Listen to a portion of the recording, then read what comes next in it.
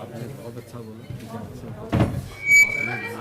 Gupta ji sorry यार, मैं मेरा फ़ोन आप दिखाता हूँ। सभी ये साथियों हमारी का बहुत पुरानी आज इस पत्रकार परिचित हैं। वार्ता में मैं मैं ये स्वागत यकीन करता नहीं हूँ। हूँ। हमारे बीच में आज भारत के प्रसिद्ध फिल्मकार और हाल ही में रिलीज हुई खुद देखिए। कश्मीर फाइल्स के निर्देशक विवेक अग्निहोत्री जी हम लोगों के बीच उपस्थित हैं।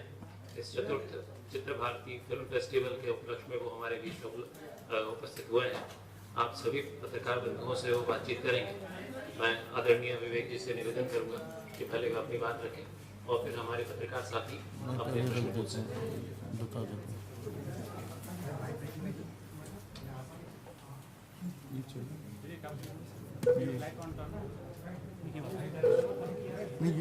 ये अच्छा हाँ इसी में बोल सभी पत्रकार बंधुओं का मैं भारतीय चित्र साधना की ओर से हार्दिक स्वागत अभिनंदन करता हूँ। चतुर्थ चित्र भारती फिल्म फेस्टिवल का आज पहला दिन है और हम लोगों ने फिल्मों की स्क्रीनिंग शुरू की है। साथ ही 2 मास्टर क्लास अब तक हो चुकी हैं, टीएस नागभरना जी की, सुभाष साहू जी की, और हमारी दूसरी मास्टर क्लास में श्री विवेक अग्निहोत्री जी रहे हैं। मैं आप लोगों से निवेदन करूंगा, विवेक जी इससे पहले अपनी बात रखें। भारतीय चित्र साधना के चित्र भारती फिल्म फेस्टिवल के विषय में और कश्मीर फाइल के विषय में आप सबके सवाल आमंत्रित रहेंगे, उनका स्वागत रहेगा। ये एक ऐसा मंच है जहां पर हम आपसे सकारात्मक पत्रकारिता की अपेक्षा करते हैं और चाहते हैं कि ये फेस्टिवल आप भोपाल में, देश भर में इस तरीके से फैलाएं कि अधिक से अधिक युवाओं तक हम पहुंचे और उनकी आगे चलकर मदद कर सकें। 2016 से विवेक अग्निहोत्री जी हमारे साथ जुड़े हुए हैं। पहले चित्र भारती फेस्टिवल में आप आए थे और तब से निरंतर उनका स्नेह प्रेम मिलता है इंदौर में जी।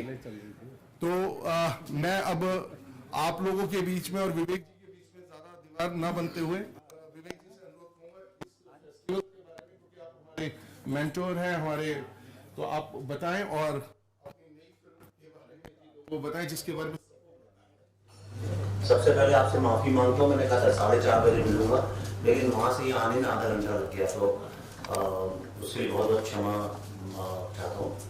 आप सब यहाँ पे हैं, आप जो चाहें खोल के बिना किसी संकोच के सवाल पूछें, और सवाल का जब मैं जवाब दूं तो उसी श्रद्धा से उसे सुन भी लें, राइट। और एक बार में एक करें। मैं ये चाहता हूँ कि एक अच्छी प्रेस कॉन्फ्रेंस हो और सबकी बात आदान प्रदान है। देखिए, ये आजकल क्या हो गया ना कि हम लोग ना ये सोशल मीडिया, सबसे पहले हम चाहते हैं ब्रेकिंग न्यूज लेना, ऐसा सब कुछ मिले। तो मैं आपके बीच का हूँ, मैं भी आईएमसी का ही हूँ, मैं भी मैस कम्युनिकेशन का ही स्टूडेंट हूँ और वही करता हूँ। आप सवाल पूछते हैं, मैं जवाब देता हूँ, तो कुछ फर्क नहीं है। तो आप जो चाहें विधिवत तरीके से एक एक करके शुरू करें। चूंकि उनने सबसे पहले आवाज उठाई थी, तो पहले आवाज उठाने वाले को मौका मिलना चाहिए। अच्छा, मैं बस एक चीज चाहता हूं, जो भी सवाल पूछे अपना नाम बता दें किसको रिप्रेजेंट कर रहे हैं। अगर आप नाम नहीं बताएंगे तो शायद मैं जवाब ना दे पाऊं, क्योंकि मुझे पता ही नहीं कि आप पत्रकार हैं भी या नहीं है। Free press journal.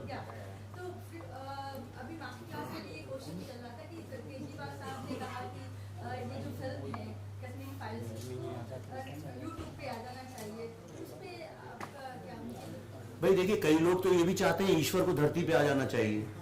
नहीं, इसका जवाब आपने सवाल पूछा, जवाब दे रहा हूं। मतलब अब देखिए, एक होते हैं मूर्ख, एक होते हैं महामूर्ख, और एक होते हैं बड़े घाघ। इन तीनों लोगों से बच के रहना चाहिए, इनका जवाब नहीं देना चाहिए।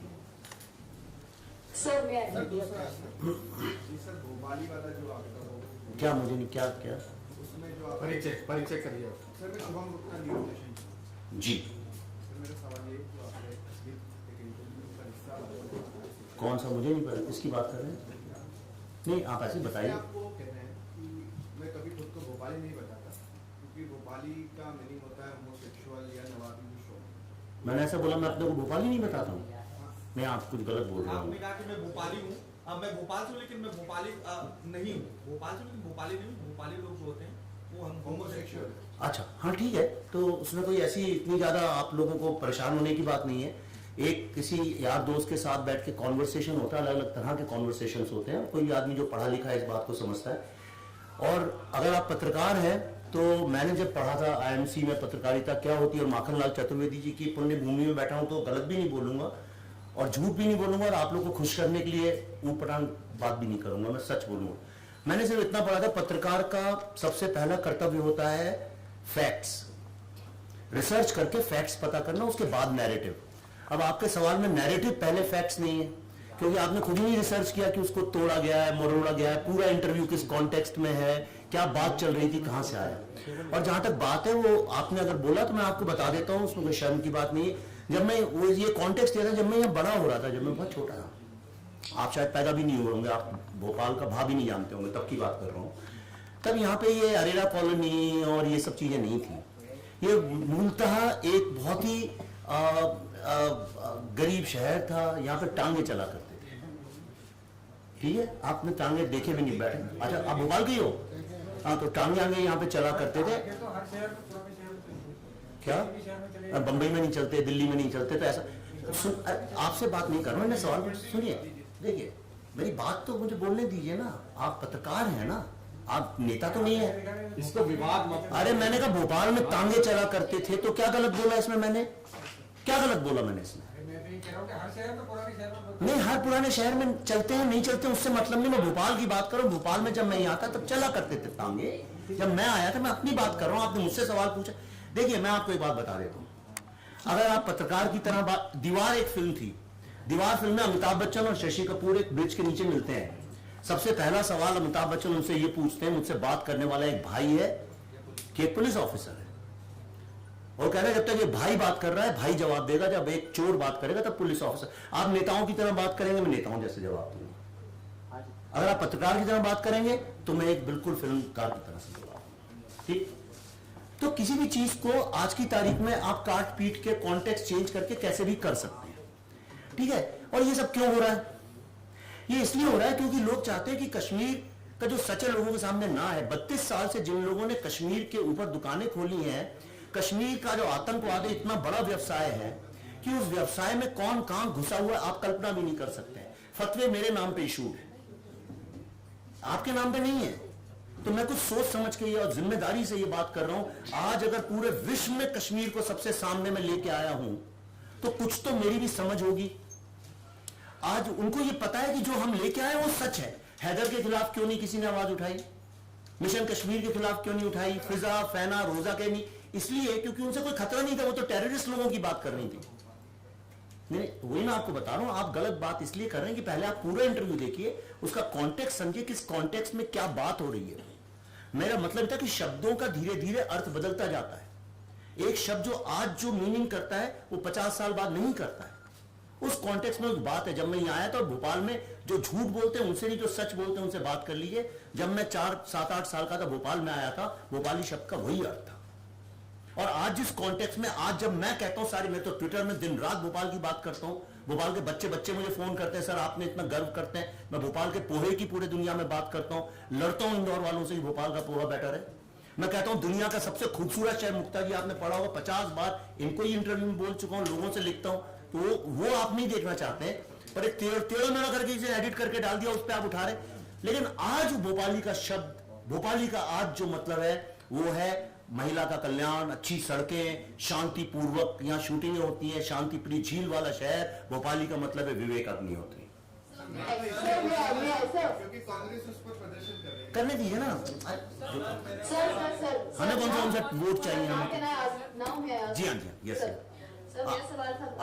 आप कहाँ से हैं, क्या नाम? Sir, my name is Ananya Chaturvedi, I am from DNN news Bhopal. Sir मेरा सवाल आपसे, Times Now, Times no sir, DNN news, I am from डेटियाना मीडिया।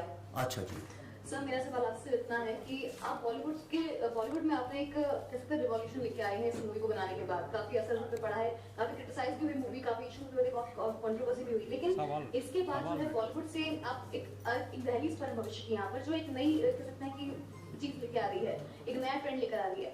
क्या जन कल्याण के लिए या जन सेवा के लिए इसके बाद आप चुनावी मैदान में उतरेंगे कभी, या चुनावी राजनीति कभी जुड़ेंगे आगे? क्योंकि अभी फिलहाल जो कॉन्टेस्ट चल रही है उसमें कहीं ना कहीं संभावनाएं तो हैं। अच्छा, तो देखिए ऐसा है कि पहली बात तो बॉलीवुड के बारे में मैं ज़्यादा जानता नहीं हूँ, ना मेरे दोस्त हैं वहाँ, ना मेरा उससे कुछ लेना देना है। मैं इंडिपेंडेंट फिल्म मेकर हूँ।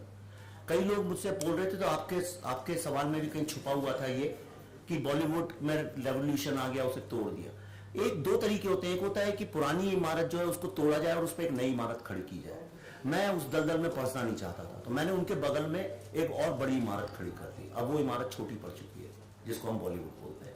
दूसरा बात, जहां तक चुनाव की बात है, मैं पहले भी बोल चुका हूं ये बात और फिर आज ऑन रिकॉर्ड बोल देता हूं। मेरी जो स्वतंत्रता है उसका कोई मोल नहीं दुनिया में, और मैं रिकॉर्ड पे बोल रहा हूं, आप सब रिकॉर्ड कर सकते हैं इसको। मैं किसी भी तरह की वोट बैंक पॉलिटिक्स का कभी जिंदगी में पार्ट नहीं बनूंगा, चाहे कुछ भी हो जाए। मैं पॉलिटिक्स के बाहर रह के पॉलिटिक्स पे जब बात करता हूं तो मेरी बात में बहुत ताकत है। आज मैं वो बोलता हूं जो मुझे लगता है, जो मैं बोलना चाहता हूं। लेकिन जब आप किसी पार्टी में पॉलिटिक्स करने लगते हैं तब आपको वो बोलना पड़ता है जो पार्टी आपसे बुलवाना चाहती है। तो मेरे को नहीं लगता इस उम्र में आके, इतने सालों के बाद, मैं उस स्वतंत्रता को किसी भी कीमत पे खो सकता हूं। आप मुझे शायद कभी मेरे जीवन में वोट बैंक इलेक्टोरल पॉलिटिक्स में नहीं देखेंगे। सर इसी के रिलेटेड एक और सवाल है। सर आपने मूवी में एक सवाल, एक डायलॉग बोला, उसमें डायलॉग ये है कि सरकार आपकी है लेकिन सिस्टम हमारे हैं। इसका क्या अर्थ निकाला जाए? देखिए, इसका अर्थ ये है कि सिस्टम क्या होता है। इस्टेब्लिशमेंट वो होता है जो एक गेम के रूल सेट करता है। बॉलीवुड नाम की कोई जगह नहीं है, कोई ऐसा ऑफिस नहीं है कि आप अर्जी देते हैं और नौकरी वहां पे ले लेते हैं। पर बॉलीवुड कैसे चलेगा, इसके रूल 2, 3, 4 लोग हैं जो सेट करते हैं, जिनके पास सबसे अधिक ताकत है। और उन रूल्स को आप नहीं फॉलो करें तो आपकी बॉलीवुड में कोई जगह नहीं। हर जगह पे ऐसा ही होता है, कहीं पे भी। तो जो गवर्नमेंट कोई सी भी आए, लेकिन जो स्टैब्लिशमेंट्स हैं, स्टैब्लिशमेंट्स क्या है? एजुकेशन का एस्टेब्लिशमेंट है, मीडिया का एस्टेब्लिशमेंट है, बॉलीवुड का एस्टेब्लिशमेंट है, एडमिनिस्ट्रेटिव सर्विसेज का एस्टेब्लिशमेंट है। मैं कई कुछ एक बोर्ड्स में हूं, लेकिन मुझे पता है होने के बावजूद भी मेरा उन पर कोई कंट्रोल नहीं, क्योंकि उस सिस्टम नीचे जो चलाने वाले लोग हैं वो कुछ अलग ही है। तो इसका अर्थ ये था कि सरकारें आने जाने से, आप ही बताइए, कोई एस्टेब्लिशमेंट बदला इंडिया का? तो एस्टेब्लिश्ड नॉर्म्स है वो नहीं बदलते। लास्ट वो बैठी हैं, आप बताइए। नहीं, इसलिए गलती से दिख गई, दिखती नहीं तो शायद कभी दिखती भी नहीं है। बिल्कुल सर। नमस्कार, मेरा नाम दिव्या रघुवंशी है। मैं साधना न्यूज मध्य प्रदेश छत्तीसगढ़ राज्य। सामना क्या? साधना। तो सर मेरा आपसे ये सवाल है, जिस तरीके से आपने द कश्मीर फाइल्स बनाकर भारतीय सिनेमाघरों में एक वास्तविकता को परोसा है, तो आगे भी ये प्रोसेस जारी रहेगी या बड़े बड़े ऐतिहासिक मुद्दों पर मूवी बनाना पसंद करेंगे? हाँ, हम तो 2010 में हमने फैसला किया था, फिर मैंने स्टार्स के साथ काम करना छोड़ दिया। हमने कहा हम राइटर और डायरेक्टर सबसे बड़े स्टार हैं, और तब से हमने कहा हमारी जो कॉर्पोरेट पॉलिसी है प्रोडक्शन की, हम बहुत छोटी सी हमारी कंपनी है, कि हम उन सब्जेक्ट्स पे फिल्म बनाएंगे जिसपे बनाने से लोग डरते हैं। डरते वर्ड को अंडरलाइन कीजिएगा, जिससे लोग हिचकते नहीं, डरते हैं। तो वही हम बना रहे हैं तब से लगातार।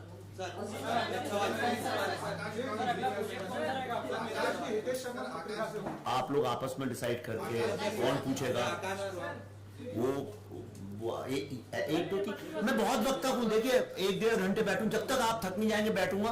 कोई जल्दबाजी ना करें, आराम से। आज आप भी तो मजे में प्रेस कॉन्फ्रेंस करिए, थोड़ा सा आप भी आनंद उठाइए। सर ये पूछ रहे हैं, ये पूछ रहे हैं। सर मेरा नाम यूब जैन है और मैं दैनिक भास्कर से हूँ। अच्छा। तो सर मेरा ये सवाल है, जैसा कि आपने कहा कि आप और मुद्दों पे मूवीज बनाएंगे, तो सर जैसे कुछ इवेंट्स होते हैं कि जो, हाँ पता है हमें कि ये इवेंट्स हुए हैं और बहुत बड़े इवेंट्स, पर सर देश में ऐसे कुछ छोटे इवेंट्स भी होते हैं जिनकी जो एक बहुत बड़ा इम्पैक्ट क्रिएट करते हैं और बहुत, तो सर जैसे मैनुअल स्कैवेंजिंग का बहुत प्रॉब्लम है, तो सर आप भविष्य में उसको लेकर के फिल्म बनाएंगे? देखिए, मैं बहुत ज्यादा सोचता नहीं हूँ कि मैं 3 साल बाद 4 साल, हमारी एक फिल्म बनाने में हमें 3-3, 4-4 साल लगते हैं। अब जो मैं अगली फिल्म बना रहा हूँ, इसका काम हम लोगों ने शुरू किया था 2019 में, नहीं 2020 में, सॉरी। ये कब लगा, कोविड कब लगा? 20 में। हाँ, तो बस उसी वक्त अप्रैल में हमने शुरू किया था, कोविड लगने का 20। तो देखिए 2 साल तो हो ही गए। एक टीम काम कर रही है उसके ऊपर। अब इस ये फिल्म बनेगी, शूट होगी, सब होगी, 2024 में जाकर रिलीज होगी, तो 4 साल गए। तो मैंने पिछले 2010 से लेकर 22 तक 12 साल में 3 फिल्में बनाई हैं, Buddha in a traffic jam, Tashkent files और ये। तो 4-4 साल में हम एक फिल्म बनाते हैं, ठीक है। तो हम जब एक फिल्म बनाते हैं तो उसी को तबीयत से बनाते हैं, फिर आगे पीछे नहीं सोचते। अभी अगली फिल्म जो बना रहा हूँ अनाउंस कर दी है ऑलरेडी, कई 1-2 महीने 3 महीने, वो खत्म करेंगे, फिर अगले सोचेंगे। आकाश पंथी सर एक सवाल है यहाँ से भी। एक IAS MP कैडर के हैं नियाज खान, उन्होंने कई ट्वीट्स किया, आपने भी एक ट्वीट पर रिप्लाई किया था कि भोपाल आके मिलता हूँ। 2 सवाल है इसमें, एक तो उन्होंने जो फिल्म की कमाई थी उसको लेके बोला था कश्मीरी पंडितों को दान दिया जाए, और एक मुलाकात की बात थी, क्या मुलाकात पर सहमति बनी है? और जो उनकी मांग है भाई, अगर मैं आपसे कहता हूँ मुझे अपॉइंटमेंट दीजिए तो सहमति मैं तो नहीं बना सकता हूँ, आप ही को तो बोलना पड़ेगा हाँ आइए मिलिए घर पे, तभी सहमति बनती है। तो कहाँ से सहमति बनेगी? और जहाँ तक बात है भाई सब राजनीति कर रहे हैं, उन्हें करने दीजिए, क्या फर्क पड़ रहा है। सर जी सर मैं नीलम गोयल IBC 24 न्यूज़ चैनल से, और मेरे लिए बहुत प्राउड मोमेंट है क्योंकि मैं भी IMC से ही पास आउट हूँ। अरे वाह क्या बात है। सर मेरा क्वेश्चन ये है कि क्यों आपने बॉलीवुड की कई कमर्शियल मूवीज भी आपके अगर जिद देखे, जुनून देखे या देर दरानत। जिद मैंने नहीं बनाई, सॉरी एक्चुअली मैं पढ़ रही थी उसमें। हाँ मेरा नाम लिखा था क्योंकि शुरू में मैंने शुरू की थी, फिर अनुभव सिन्हा जी, हम बना रहे थे थ्रिलर, अनुभव सिन्हा जी बनाना चाहते थे एरोटिका, तो मैंने छोड़ दी, फिर उन्होंने कंप्लीट की, पर मेरा नाम उन्होंने नहीं हटाया। सर उसके बाद फिर आपके हम ताजवन file, the Kashmir files, sir आप बॉलीवुड के मेन जो कहते हैं मेन बॉलीवुड, उससे भी जुड़े रहे, उसके बाद एक टर्न लिया, पर जब भी द कश्मीर फाइल्स जैसी कोई मूवीज आती है बॉलीवुड 2 धड़ों में बंटा हुआ नजर आता है। इस बारे में आपका क्या कह रहे हैं? क्यों जब भी अगर ऐसे कोई संवेदनशील मुद्दों पर फिल्म बनती है तो 2 धड़ों में बॉलीवुड बंटता नजर आता है? अभी मैं तो बॉलीवुड से नहीं, शाम को आएंगे बॉलीवुड के स्टार, आप उनसे पूछिएगा। मेरा बॉलीवुड से कोई लेना देना नहीं, मैं आपको सच बता रहा हूं, देखिए दोबारा ये सवाल, मेरा बॉलीवुड से कोई लेना देना नहीं, मैं किसी को जानता नहीं, मैं किसी के साथ पार्टी करता नहीं। अक्षय भाई आएंगे शाम को, उनसे पूछ लीजिए विवेक जी से आप कभी बंबई में मिले हैं क्या? मैं कोई आपको बॉलीवुड वाला नहीं मिलेगा जिससे मेरा उठना बैठना मिलना जुलना है, वो कैसे काम करते हैं क्या करते हैं, मैंने उसको रिजाइन कर दिया था 2010 में। मैं इंडिपेंडेंट फिल्म मेकिंग करता हूं, मैं चाहता हूं मैं इतना सामर्थ्य आ जाए कि मैं कम से कम 10 से 15 अच्छे फिल्म मेकर्स को अपने यहाँ से मेंटोर करके ग्रूम करके उनको सामने खड़ा कर सकूं, एक नए तरह का सिनेमा बने जो भारतीय सिनेमा जाने वालों के लिए। मेरा क्वेश्चन है, आपने कहा कि वो देश की राजनीति नहीं करना चाहता हूँ, लेकिन आपकी जो फिल्म है उसको भाजपा सपोर्ट कर रही है, कांग्रेस विरोध कर रही है। उमर अब्दुल्ला ने भी कहा है कि उनका जो चीजें दिखाई गई है गलत है, उनका कोई गोल नहीं था, उसको सत्ताओं में लगी, उसको लेकर आप क्या कहें? देखिए फिल्मों को, ये कोई पहली फिल्म तो नहीं जो टैक्स फ्री हुई है, इसके पहले तो यानी भारत में परंपरा रही है। नहीं आते हैं, उस पर भी आते हैं, बस खुल के बात करेंगे, नहीं उस बारे में बिल्कुल बात करेंगे। आप बिल्कुल नहीं, जवाब नहीं दूं उनका, क्या बोलिए आप, जैसा आप आदेश दें, बात का जवाब दूं कि नहीं दूं, कि सिर्फ सवाल ही पूछे जाएंगे, जवाब भी सुन लीजिए।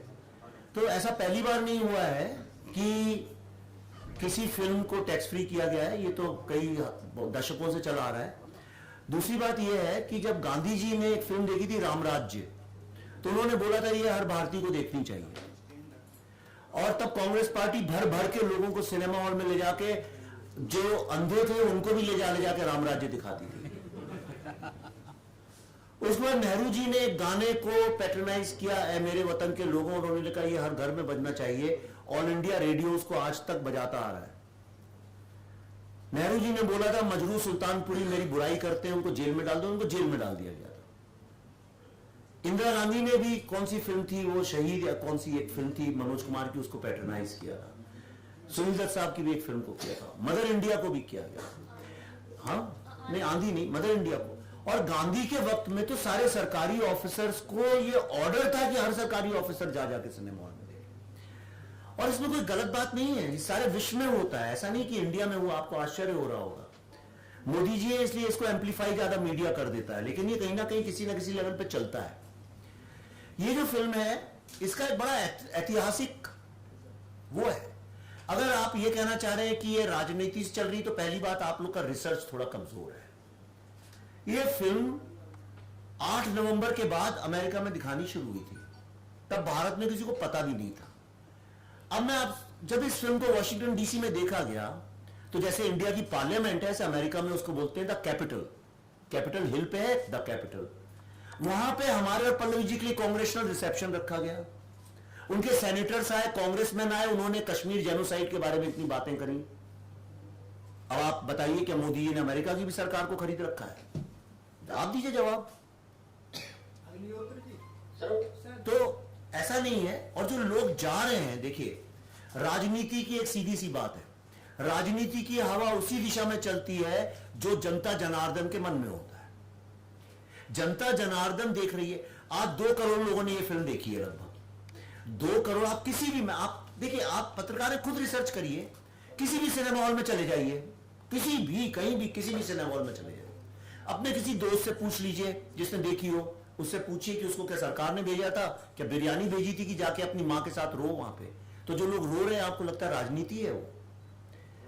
किसी, मैं, मेरे से नहीं पूछिए ना, आप सड़क चलते जिनने देखी है, यहाँ घूम रहे होंगे कई लोग जिन्हें देखी होगी, आप में से भी किसी ने देखी होगी। किसने देखी है, कोई बताए? आपको कहीं आंसू आए, कहीं दिल को दुख हुआ, तो आपको किसी ने बिरयानी तो नहीं भेजी थी कि भाई ये खा लो और दुखी हो जाना। फिल्म की भी नहीं, मैं समझ गया। और जो भर भर के लोग ले जा रहे हैं, वो उनकी राजनीति, मैं क्या कर सकता हूं उसके लिए? हम, मेरा उससे कोई लेना देना नहीं है।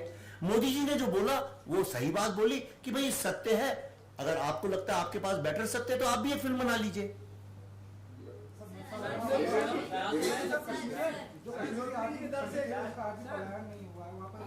ये सवाल तो सरकार बताएगी, मैं कैसे बता सकता हूं? आज हर व्यक्ति हिंदुस्तान का नहीं, पूरे विश्व में ये सवाल अगर कर रहा है, कश्मीर जन जन की जुबान पे है आज इतना बड़ा डिस्कोर्स कि आप यकीन नहीं करेंगे। अमेरिका की जो सबसे बड़ी मैगजीन है, जो विश्व की सबसे प्रतिष्ठित मैगजीन, सबसे बड़ी लेफ्टिस्ट मैगजीन मानी जाती है, जो लगातार भारत को काऊ डंग ईटिंग सोसाइटी बोलते हैं, आज उन लोगों ने मेरे को मेल लिखा है और मेरा इंटरव्यू करने वाले हैं 6 पेज का कुछ एक दिन के अंदर, राइट। तो मतलब सारा विश्व हमको इस बात पे कांग्रेस, भाई कैपिटल हिल में अगर बुलाया गया तो एक फिल्म ने अगर इतनी जन जागृति की है तो उसको, उसका सवाल उससे पूछे और जो बाकी सवाल है वो उन लोगों से पूछे।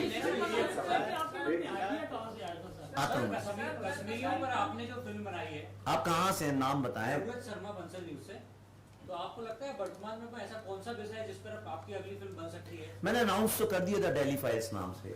विवेक जी, एक सवाल था, कहाँ से आप? नाम स्वराज एक्सप्रेस जी। सवाल था सर, मध्य प्रदेश के पूर्व मुख्यमंत्री दिग्विजय सिंह ने एक ऑफर आपको दिया है क्या?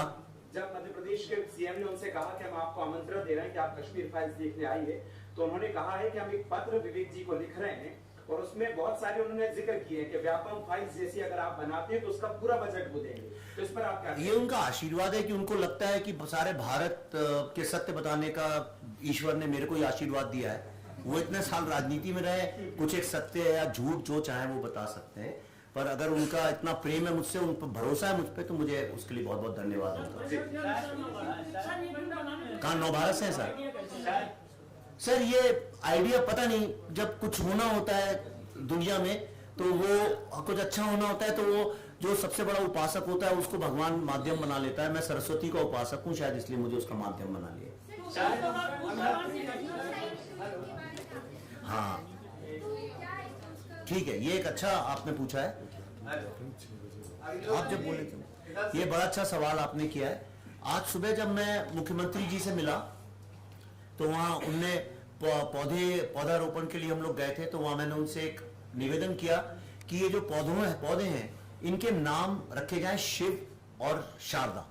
शिव और शारदा मतलब शिव और सरस्वती। भारत के कण कण में शिव और सरस्वती मिलते हैं, हर घर में, हर स्कूल में सरस्वती की उपासना होती है, और ये दोनों कश्मीर के देवी देवता हैं।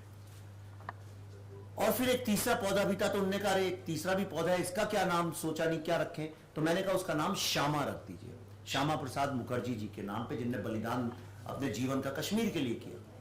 उसके बाद प्रेस कॉन्फ्रेंस थी, अचानक जब बात चली, कई कश्मीरी महिलाएं थी जो रो रही थी, आप अगर वहां थी आपने देखा होगा, मुझसे बहुत चिपक के रो रही थी वो। तो मेरे दिमाग में एक ख्याल आया, मैंने उनसे बोला मुख्यमंत्री जी से कि सारे विश्व में होलोकॉस्ट म्यूजियम्स हैं, और मैं अभी गया था रिसेंटली 2-4 में अमेरिका, तो होलोकॉस्ट म्यूजियम जो है वो इतना बड़ा टूरिस्ट अट्रैक्शन भी है, पर आपको याद दिलाते हैं कि आइंदा कभी दोबारा किसी का शोषण इस तरह से ना हो। तो मैंने कहा कि क्या यह संभव है कि मध्य प्रदेश की भूमि में, भोपाल में एक जेनोसाइड म्यूजियम बना सके, और वो जेनोसाइड म्यूजियम इतना बड़ा मानवता का प्रतीक हो कि कोई भी व्यक्ति दुनिया में आतंकवादी भी हो तो उसके अंदर घुसे, बाहर वो एक अच्छा मानव बन के निकले। अब मैंने ये बात बोली, लेकिन मुख्यमंत्री जी ने वहीं के वहीं बोल दिया कि आपने सुझाव दिया, ये हम कर रहे हैं, और भोपाल में ही ये जेनोसाइड म्यूजियम बनेगा। और मैं निकला, गाड़ी में बैठा, 5 मिनट में उनके मंत्रालय से, उनके ऑफिस से मेरे को फोन आया सेक्रेटरी साहब का, और उन्होंने कहा कि आपका क्या है ये सब, और हम इसको कर रहे हैं और ये ऑफिशियल है, इसको आप पॉलिटिकल बात ना समझें। और उनने हमको उस पर आगे कार्रवाई हो गई। हम इतनी तेजी से भागते हैं कि हमने अभी तक बहुत कुछ उसमें आगे कर भी दिया है, तो ये बहुत जल्दी हो भी जाएगा। अच्छा, दूसरी बात मैं ये बताना चाहता हूं, मैंने ये भी बोला उनको कि आप हमें सिर्फ जगह दें, बाकी हमें आपसे कोई आर्थिक मदद नहीं चाहिए। ये सब जो मैं करूंगा अपने सामर्थ्य से, जो भी होगा आर्थिक, और ये भारत की और विदेश की जनता इसमें अपना कंट्रीब्यूशन करके इसको खड़ा करेंगे। ये विश्व का पहला जेनोसाइड म्यूजियम होगा जी, जेनोसाइड म्यूजियम बोलेंगे इसको। मेरा नाम आदित्य कुमार दुबे है और हम संपादन नीति अखबार के संपादक हैं। और द वायर ने छपा है कि द कश्मीर फाइल्स एक प्रोपेगेंडा फिल्म है जिसका मकसद मुस्लिमों के खिलाफ भावनाएं भड़काना है। आपका इस पर क्या विचार है सर? आपने फिल्म देखी है? सर हमने फिल्म नहीं देखा सर। अच्छा, आप एक बार फिल्म देखिए, और अगर उसका मकसद ऐसा होता तो ये संभव ही नहीं था कि लोग भर भर के रोते, है ना। और दूसरा, आज ये हो गया दुनिया भर में लोग जा जाके जहां भी कोई कश्मीरी हिंदू दिखता है उसको गले लगा रहे और कह रहे हैं आई एम सॉरी। मानवता का इससे बड़ा उदाहरण कहां मिलेगा? बाहर अभी मैंने वीडियोस आए हैं जो मैंने डाले भी हैं, कुछ एक अमेरिकन लोग, ब्लैक लोग किसी हिंदुस्तानी को देखते हैं तो उसको गले लगा लेते हैं और कहते हैं आई एम सॉरी। एक फिल्म ने इतनी बड़ी मानवता को लेके जन जागृति की है, और 2 करोड़ जैसे मैंने कहा लोग, उनको कोई शिकायत नहीं है। तो जो सिनेमा के अंदर जो लोग फिल्म देखने जा रहे हैं वो अंदर इस दर्द और पीड़ा की कहानी को देख कर रो रहे हैं, और जो लोग बाहर बैठे इस फिल्म को नहीं देख रहे हैं वो इस बात पे रो रहे हैं कि ये लोग फिल्म देख के रो रहे हैं। तो आप शायद इनकी बात कर रहे हैं जो बाहर बैठ के रो रहे हैं कि ये फिल्म इतनी सफल क्यों हो रही है। सर मेरा नाम शिवम शर्मा है, हिंदुस्तान। आप हैं कहाँ? अरे हाँ सॉरी, हाँ वो लाइटें आती है ना बेटा, दिखती नहीं है शक्ल। हाँ सर, कश्मीर फाइल्स में से कुछ सीन्स काटे गए फिल्म बोर्ड के द्वारा, तो पहले भी ऐसी कई फिल्म्स आई हैं जिसमें यानी ऐसे बहुत सेंसिटिव सीन्स थे, तो इस पे आपका क्या कहना है? अब देखिए, वो एक व्यवस्था है, कई सालों से चली आ रही है। उस व्यवस्था में कुछ उसके कायदे कानून हैं जो कॉन्स्टिट्यूशनल कायदे कानून हैं। तो कई बार क्या होता है, उन कायदे कानूनों की आदत पड़ जाती है लोगों को, तो अभी भी पुराने तरीके से ही देखते हैं। जमाना बदल गया है, आज सोच अलग है। तो जैसे 18+ का जो सर्टिफिकेशन है वो एक मजबूरी है जो करना पड़ता है, राइट, क्योंकि वो पुराना एक चल रहा है। लेकिन आप देखिए 18 साल पहले, आज से 20 साल पहले जो 18 साल का बच्चा था और आज जो 18 साल का है, दोनों की समझ में, अवेयरनेस में बहुत जमीन आसमान का अंतर है। पर अब फिल्म आप रिलीज हो चुकी है, दुनिया देख रही है, तो मैं तो ये कहूंगा बीती ताई बिसारी दे। कहाँ से?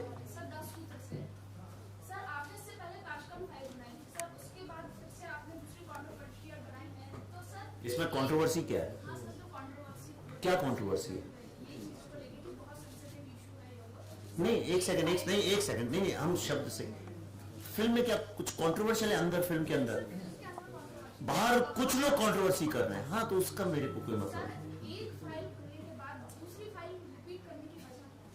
नहीं। जब हमने शुरू किया था तभी डिसाइड किया था, आपने शायद पढ़ा नहीं होगा तब, कि हम 3 फिल्में बना रहे हैं। इसको ट्रिलोजी बोलते हैं फिल्म इंडस्ट्री में, फिल्म लाइन में। मतलब एक 3 फिल्में बनाने का एक ऐसा रहता है कि कोई थीम इतनी बड़ी हो तो उसके ऊपर आपको 1 नहीं 2 या 3 इंटरप्रिटेशंस चाहिए होते हैं। तो इंडियन डेमोक्रेसी में जो आप 3 शेर देखती हैं, 3 शेर क्या हैं? तो मैंने सोचा कि 3 बुनियाद क्या है, कौन से वो पिलर्स हैं, स्तंभ हैं जिसपे एक प्रजातंत्र टिका होता है।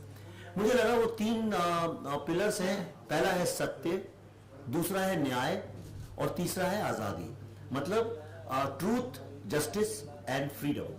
तो मेरी पहली जो फिल्म थी वो राइट टू ट्रूथ थी, ये वाली फिल्म राइट टू जस्टिस है, और अगली जो आ रही है वो राइट टू लाइफ है, विच इज फ्रीडम। विवेक जी, मैं पूछ, कहाँ से? मैं गिरीश उपाध्याय हूँ, यहाँ सीनियर जर्नलिस्ट हूँ। फ्रीलांस करते हैं। 2 चीजें हैं। हाँ, फ्रीलांसर है। हाँ, 2 चीजें हैं।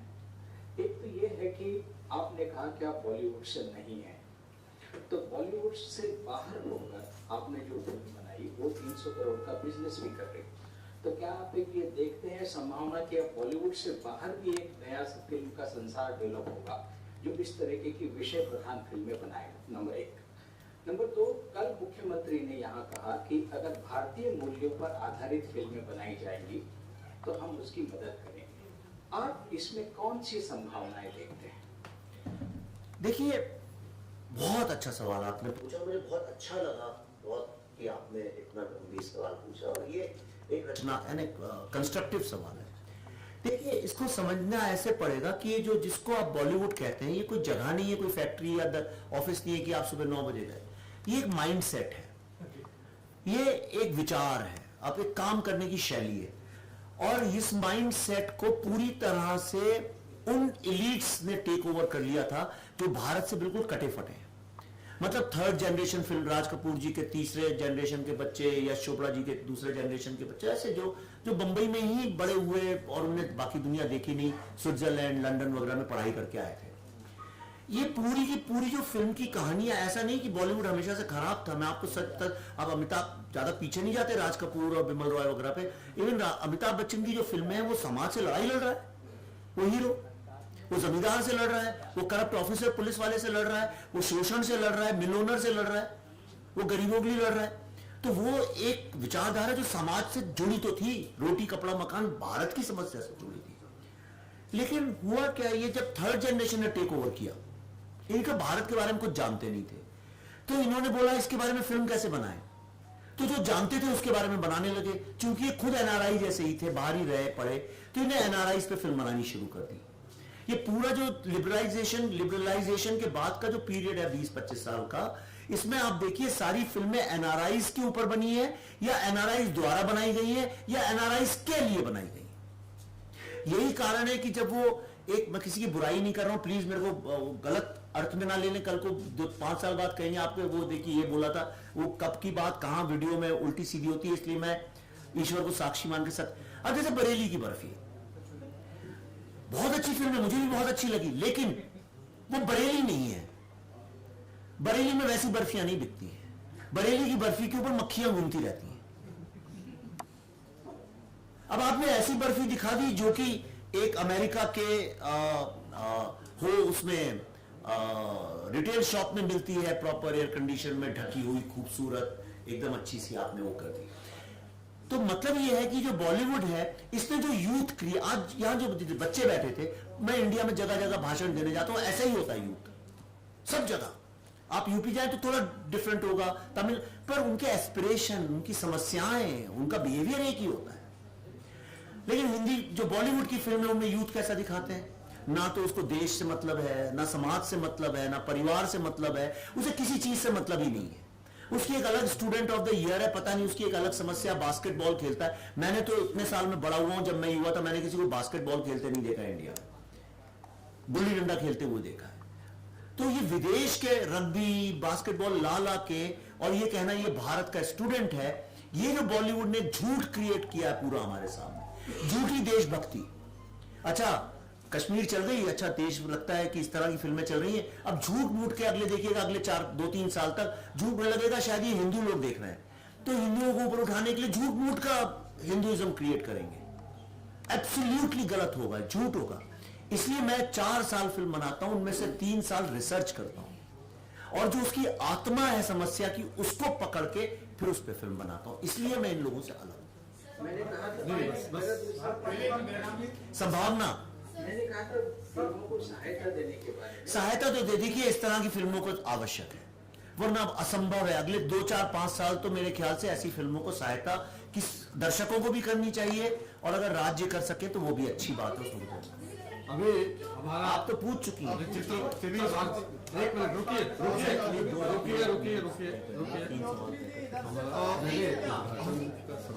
चलिए लास्ट क्वेश्चन करते हैं। 2 लास्ट कर ली। चलिए 2 लास्ट क्वेश्चन। अच्छा एक सेकंड एक करके ये यहाँ से